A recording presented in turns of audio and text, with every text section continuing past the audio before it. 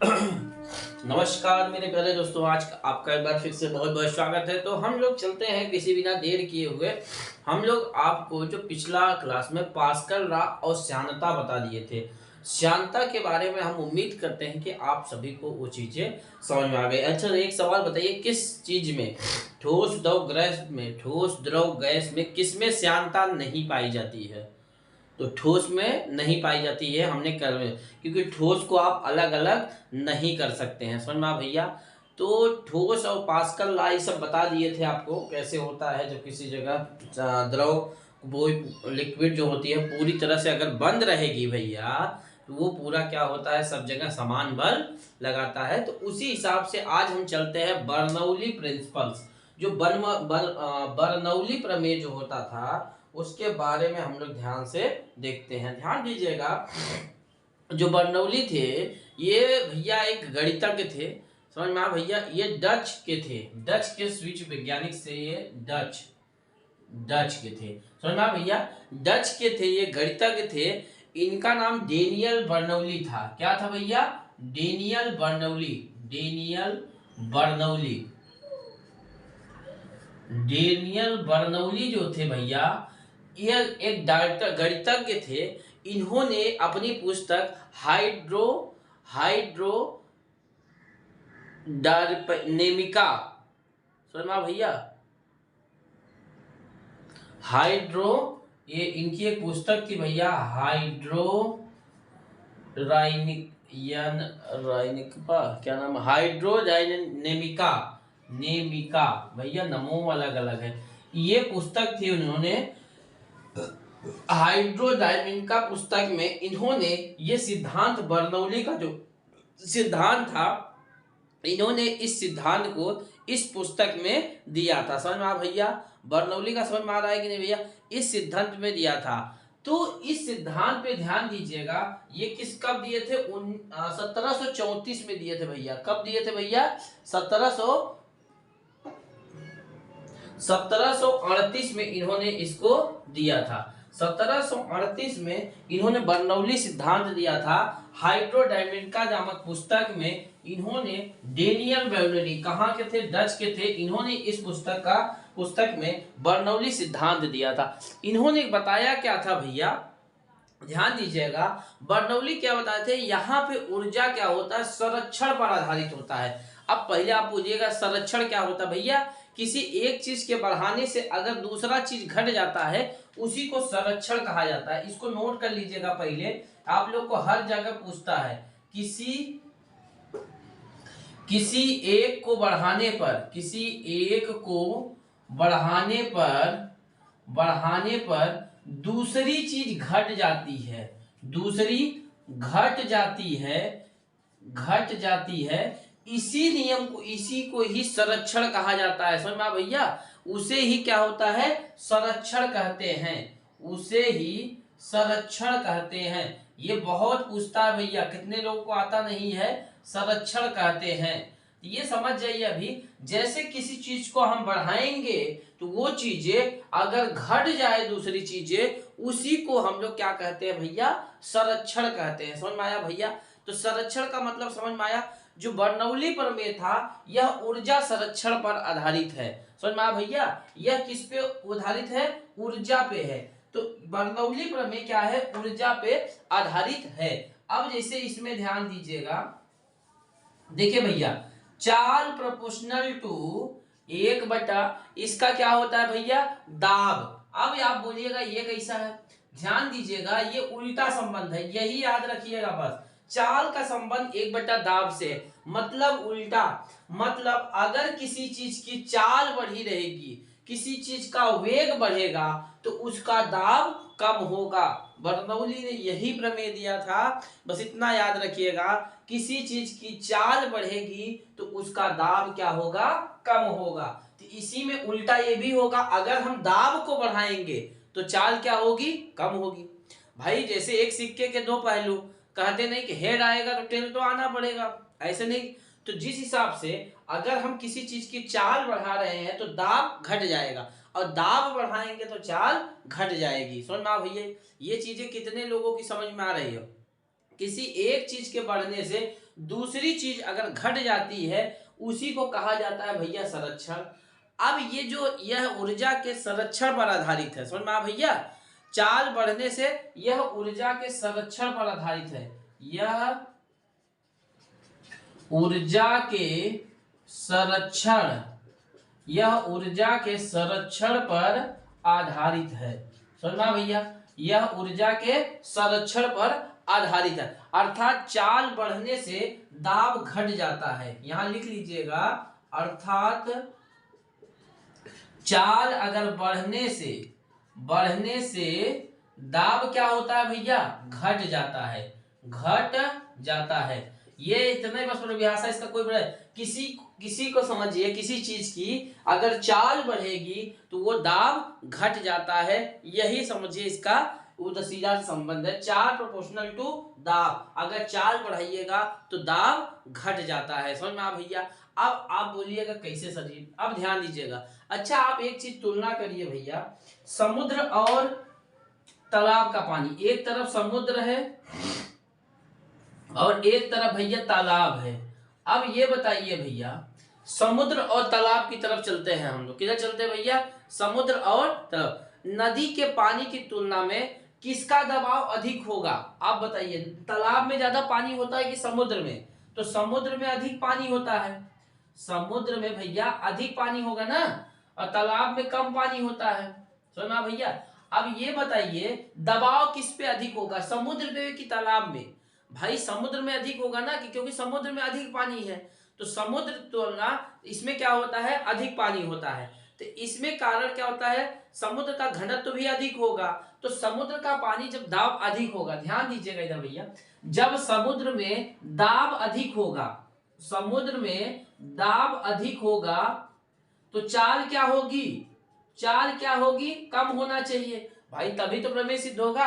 अगर समुद्र में पानी अधिक है, घनत्व भी अधिक है, तो जब इसमें दाब अधिक, मतलब पानी अधिक तो दाब अधिक, तो दाब अधिक है तो बर्नौली प्रमेय के अनुसार अगर दाब अधिक है तो चाल क्या होना चाहिए, कम होना चाहिए। तो जब चाल ये कम है भैया तो दाब अधिक है, इसीलिए देखा करिए समुद्र का पानी ज्यादा हलचल नहीं करता है, जैसे है वैसे रहता है भाई, कभी सुनामी उनामी नहीं आती। उसके पहले की बात बता रहे कि समुद्र जितना, कोई चीज जितना गहरा रहेगा वो उतनी कम स्पीड में रहेगी, गहरा मतलब ज्यादा दाब अधिक रहेगा, तो जितना गहरा कम रहेगा उतना उबाल ज्यादा मारे, कहते नहीं भैया जितना है नहीं उबाल बहुत ज्यादा ही मारते हैं। तो तालाब में क्या है, कम पानी है, तो जब कम पानी होगा भैया दबाव भी तो कम ही होगा, दबाव भी कम होगा, तो जब कम पानी होगा दबाव कम होगा तो चाल क्या होगी, बर्नौली प्रमेय, चाल क्या होगी, अधिक होगी, समझना भैया। तो जब दबाव कम होगा तो चाल क्या होगी, अधिक होगी, सीधा सा फंडा ध्यान दीजिएगा, जब दाब अधिक होगा तो चाल कम होगा, चाल अधिक होगा तो दाब कम होगा, समझ में आ भैया। ये चीजें कितने लोगों को समझ में आई भैया, कितने लोगों को समझ में आई भैया, पानी का समझ में आया भैया, चाल बढ़ने से ये चीजें समझ में आई।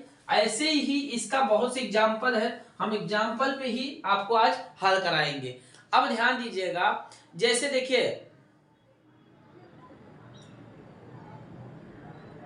अब जैसे ध्यान दीजिएगा, मान लीजिए एक ट्रक चल रही है, क्या है भैया, मान लीजिए ये ट्रक हो गई ना, ऐसे रहता है ना, स्टीयरिंग दे दिया ये, ठीक है। अब ये जब ट्रक चल रहती है, ध्यान दीजिएगा भैया, जब ट्रक चली रहती है तो ये देखिए इसका दबाव, ये इसका दबाव, ये ट्रक पे हवाओं का जो प्रेशर है वो बना रहता है, समझ में आ भैया क्या होता है।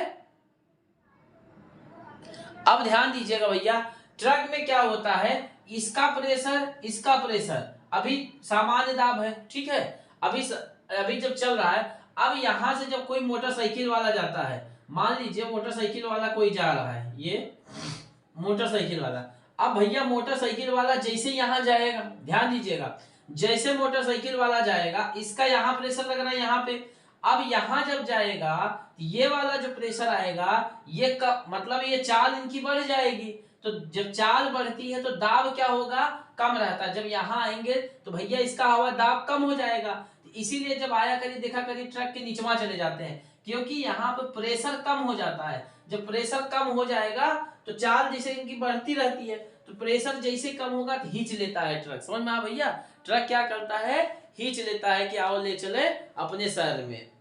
ट्रक के पास जवान हवाओं की स्पीड क्या हो जाती है भैया, यहाँ पे ध्यान दीजिएगा, जैसे ये ट्रक वहां जाता है, मोटरसाइकिल के पास जाती है, तो हवाओं की स्पीड क्या होती है भैया, अधिक हो जाती है। जैसे यहाँ जाइएगा तो हवाओं की स्पीड क्या होगी, जो ट्रक की भी है और आपकी भी स्पीड सेम हो जाएगी। तो जैसे ही आपकी स्पीड बढ़ेगी तो दाब क्या होगा, दाब कम हो जाएगा। तो इसीलिए जब दाब कम होगा तो ट्रक कहती है आओ ले चले चांद तारों की शहर में।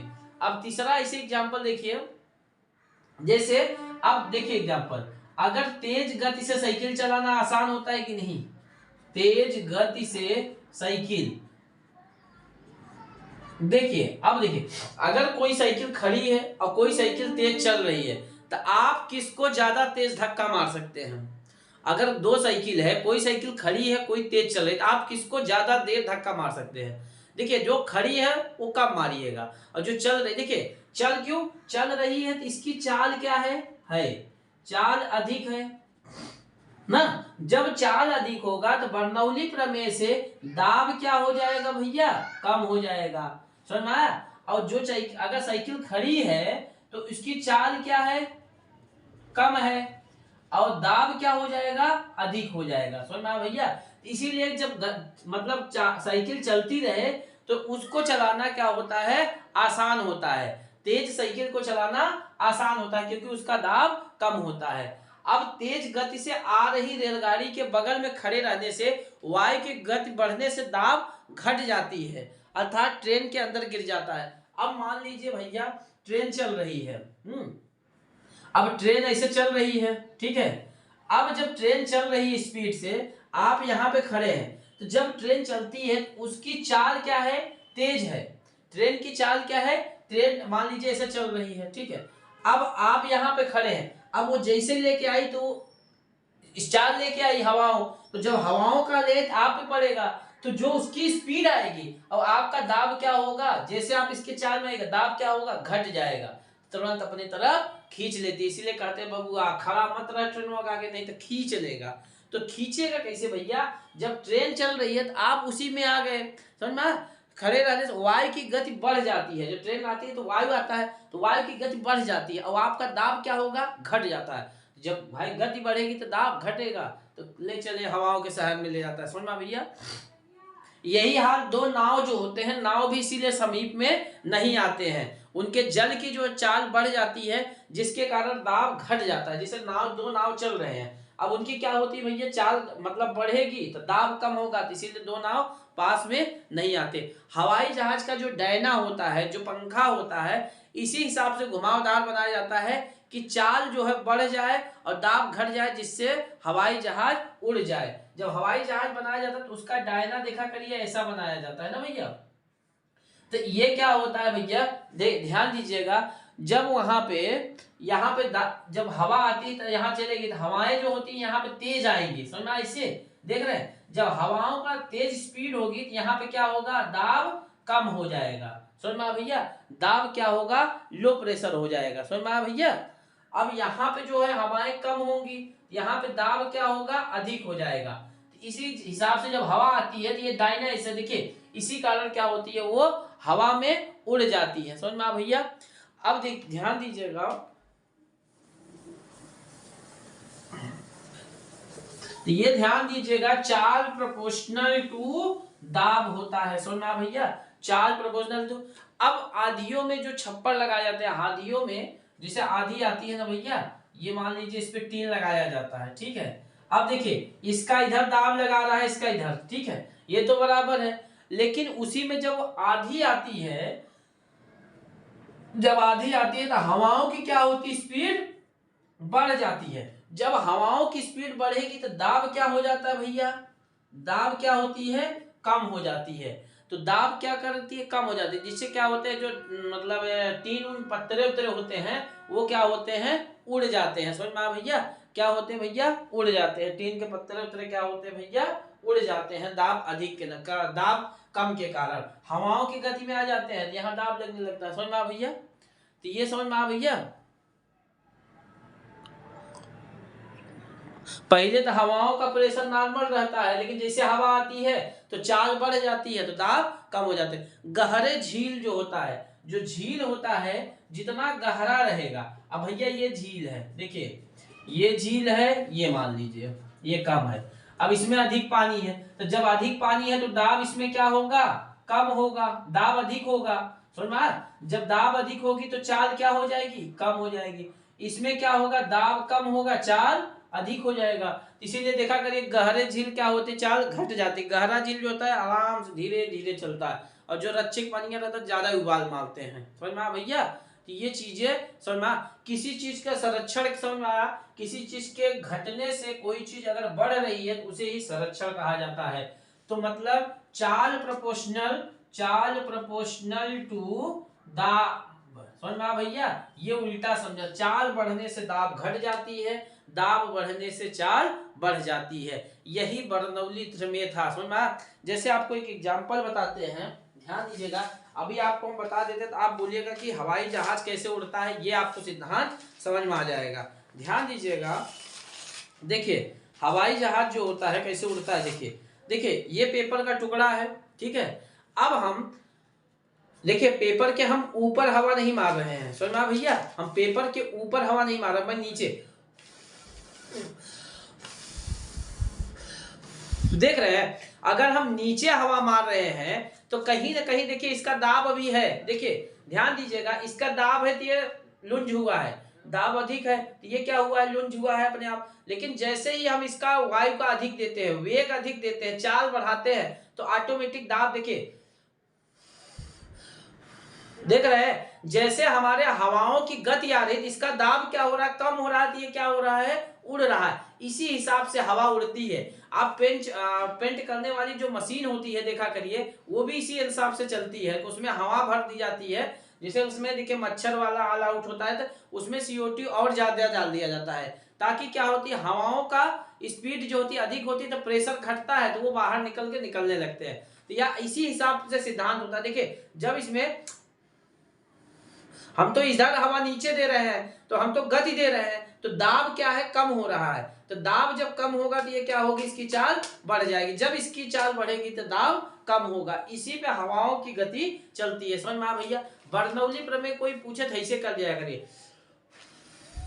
ऐसे किसी को मत करिएगा, नहीं तो एक दिन ऐसे कोई थबड़िया दे, पता लगा किसी लेडीज को पूछ बर्नौली प्रमेय तो जाके उसको फूक रहे हैं, ले आजा भैया ले थबड़ी, तो ऐसा मत करिएगा। समझ में आ भैया? बर्नौली प्रमेय समझ में आ गया, इसको नोट कर लीजिए। अब हम लोग चलते हैं पृष्ठ तनाव, सरफेस टेंशन क्या होता है उसके बारे में जानकारी।